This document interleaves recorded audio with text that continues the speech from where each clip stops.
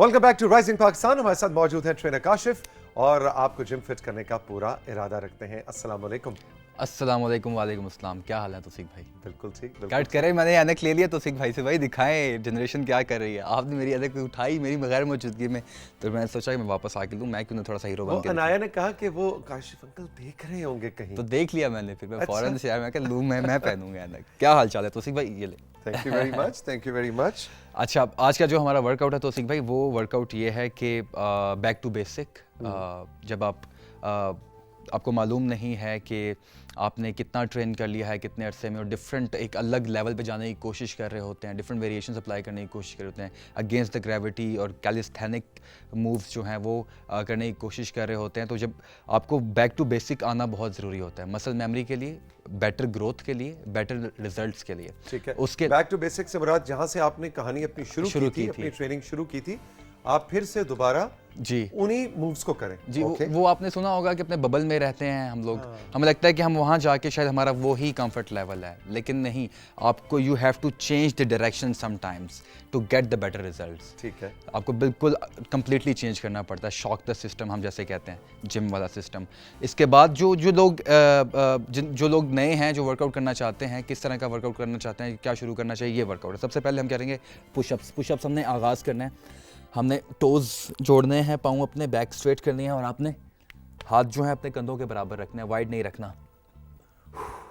Back to basics, लेकिन इसमें हमने थोड़ी सी रेपिटेशन ज़्यादा रखनी है। आपको ये याद होगा कि आपने फर्स्ट टाइम कितने पुशअप्स किए थे। 1.5 पुशअप्स किए था। एक पुशअप से कोई 10, जिनका वजन कम है वो शायद 50 भी कर लेते होंगे। हाँ। जो स्लिम है, तो अगेन वही बात है कि आपकी बॉडी कैसी है, बॉडी स्टेट क्या है, तो आपने उसको बीट करना है। ठीक है, इसमें हमारी जो हमारा सबसे बेस्ट जो आइडियल चीज़ है वो ये है कि हमने अपने को बीट करना है, ना कि हमने किसी टाइम को बीट करना है कि 30 सेकेंड 1 मिनट तक।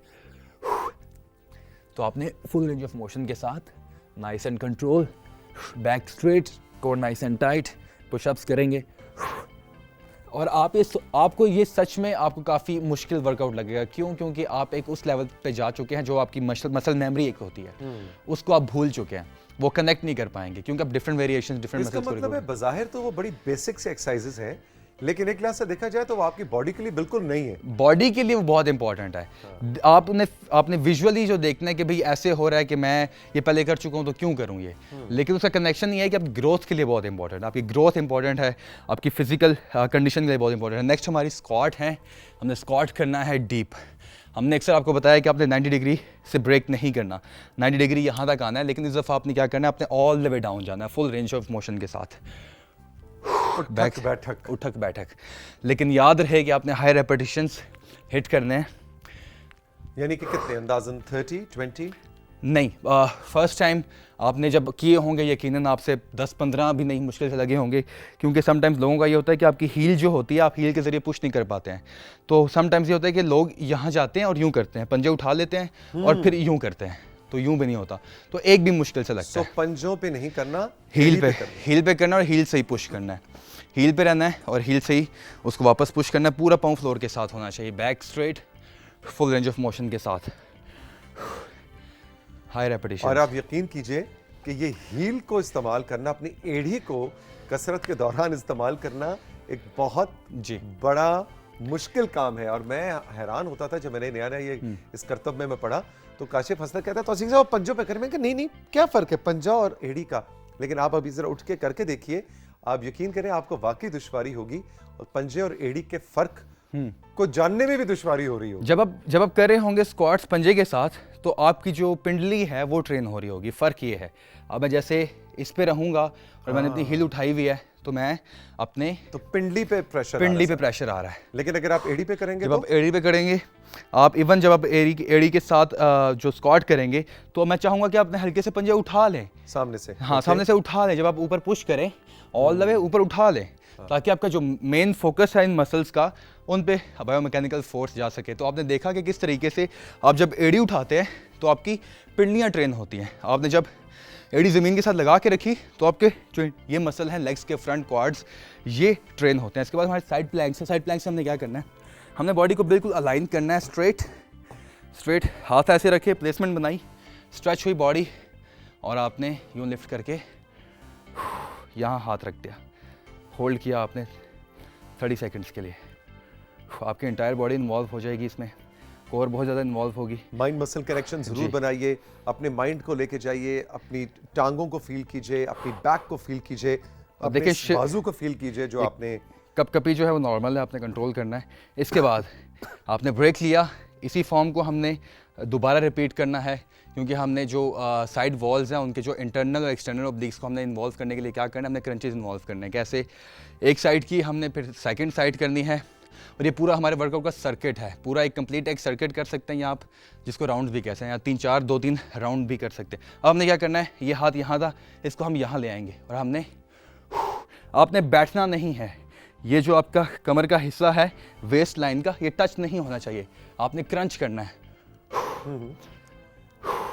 तो ये बहुत मुश्किल है, लेकिन आपने कोशिश करनी है। एग्जैक्टली ये बहुत ही मुश्किल एक्सरसाइज है और ये आसानी से हो नहीं पाएगी। आपने उस पर डाउन नहीं होना, डिप्रेस नहीं होना कि मैं नहीं कर पा रही, ये कर पा रहा।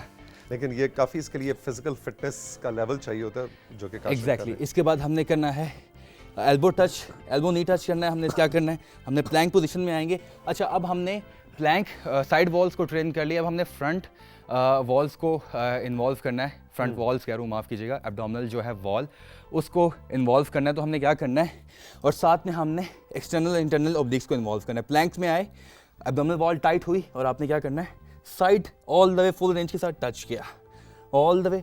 अब आप देखिए क्या हो रहा है, प्लैंक में हूँ, एब्डोमिनल वॉल मेरी टाइट हुई हुई है, क्रंच कर रहा हूँ, और जब मैं क्रंच कर रहा हूँ तो मैं 3 पॉइंट्स पे आ गया हूँ। क्या हुआ कि मैंने लेग उठा ली, तो मुझे बैलेंस करना भी मुश्किल हो रहा है। तो आपके फोकस पे भी हम काम कर रहे हैं।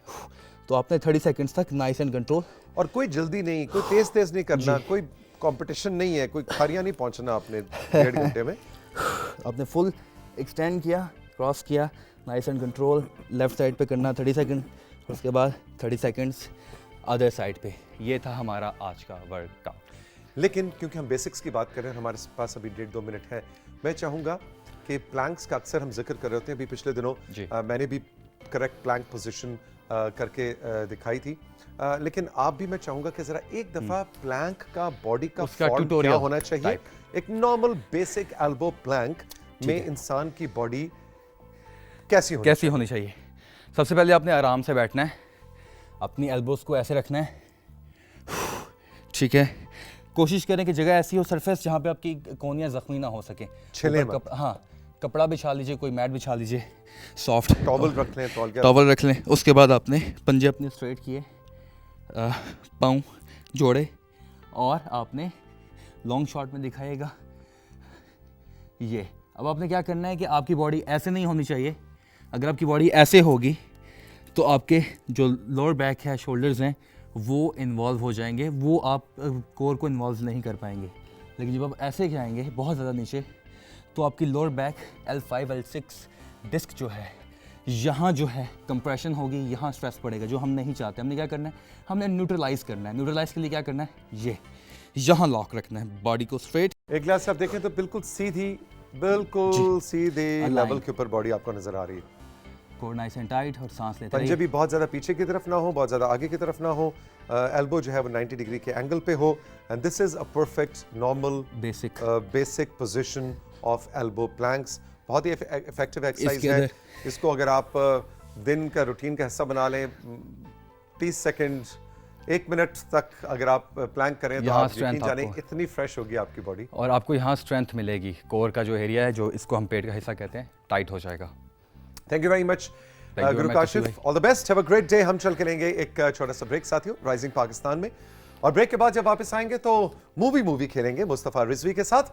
और आज मुस्तफ़ा पाकिस्तानी फिल्म इंडस्ट्री का एक बहुत बड़ा नाम, एक आइकॉनिक लेजेंडरी पर्सनैलिटी रंगीला साहब को ट्रिब्यूट दे रहे हैं, फीचर कर रहे हैं। मिलते हैं मुस्तफ़ा से ब्रेक के बाद।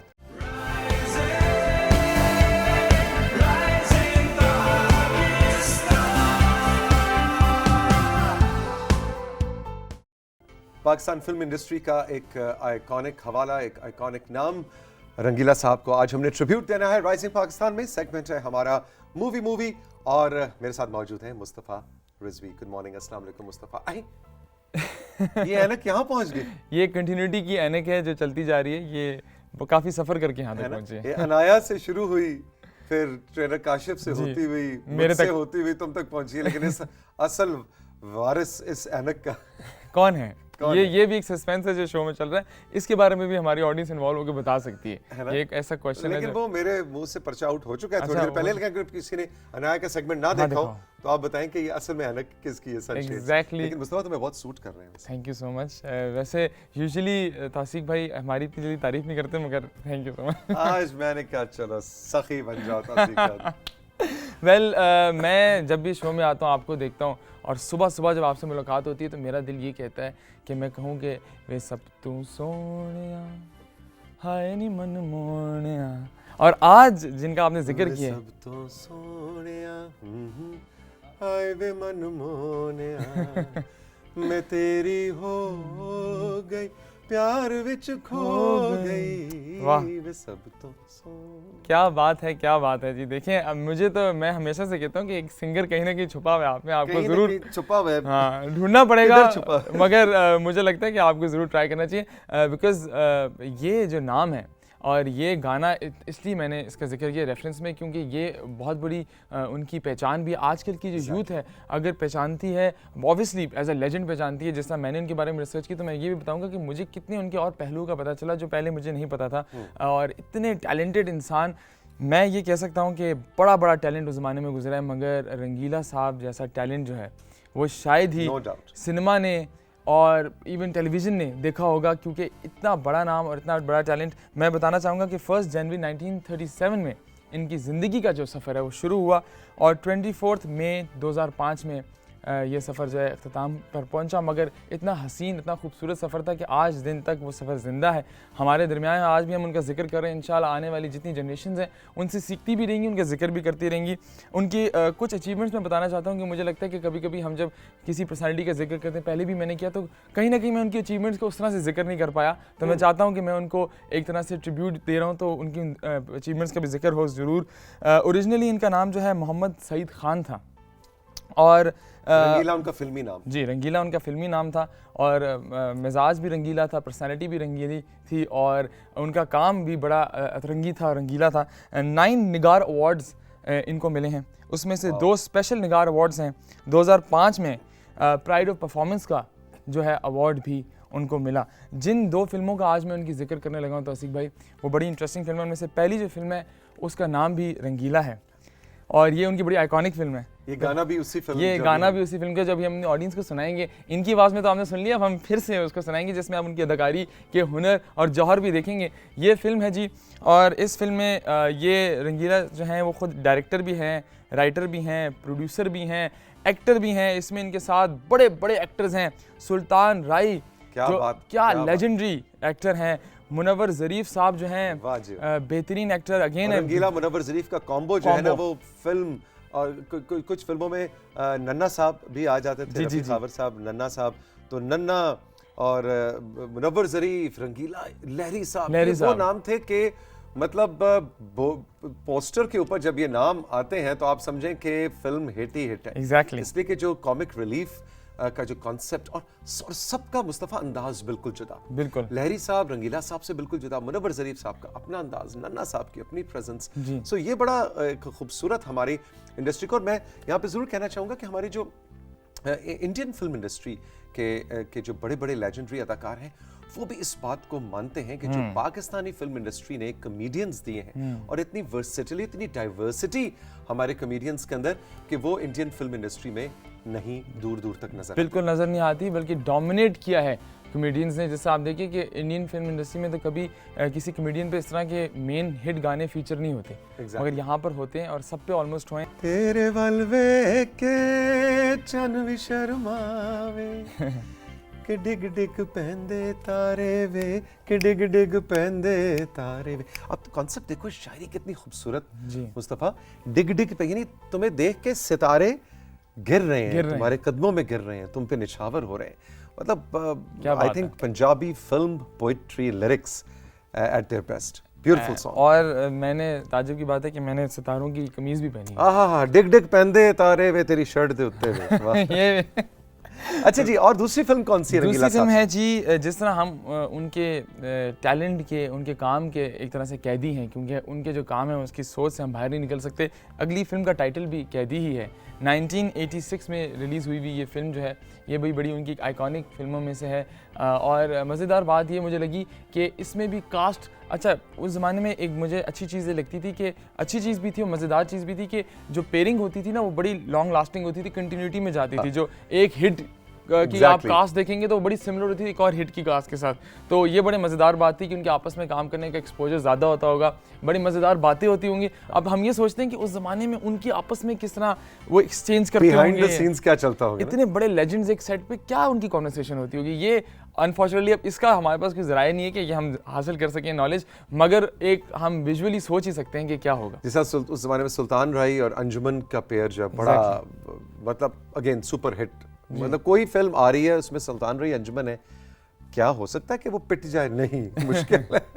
एग्जैक्टली। वेल, कैदी फिल्म जो है उसके डायरेक्टर मसद भट्ट थे और साथ में ये बताता चलूँ कि रिटन बाय नासिर अदीब है, म्यूज़िक नज़ीर अली का है। और साथ साथ में इस फिल्म की इंटरेस्टिंग बात, जैसा मैंने आपको बताया कि कास्टिंग जो है वो बहुत सिमिलर रही है। सुल्तान राय साहब जो हैं वो इसमें भी हैं और सुल्तान राय और रंगीला की काफ़ी फिल्में जो हैं वो कॉमन रही हैं। मैंने जितनी रिसर्च की थी तो उसमें साथ में उन्होंने काफ़ी काम किया है। अंजुमन जो हैं वो हैं, अंजुमन साहिबा भी अगेन एक बहुत बड़ा नाम हमारा, एंड मुस्तफ़ा कुरैशी जो हैं वो हैं इसमें। तो ये वो कुछ नाम हैं जो इसके अंदर एग्जैक्टली। एक तस्वीर मैं जरूर करना चाहूँगा इसके डायरेक्टर मसूद भट्ट, जिन्होंने इसको डायरेक्ट किया। सो हैप्पी, क्योंकि हमारी जवानी की ये फिल्में और ये काम और रंगीला साहब को देखना, मुझे याद है मेरे जो सबसे बड़े भाई हैं वो रंगीला साहब के इतने बड़े फैन, और रंगीला साहब का जो काम है उससे मैं इंट्रोड्यूस हुआ अपने भाई की वजह से, क्योंकि रंगीला की कोई फिल्म वो छोड़ते नहीं थे और हम साथ जाते थे। तो and I also fail in love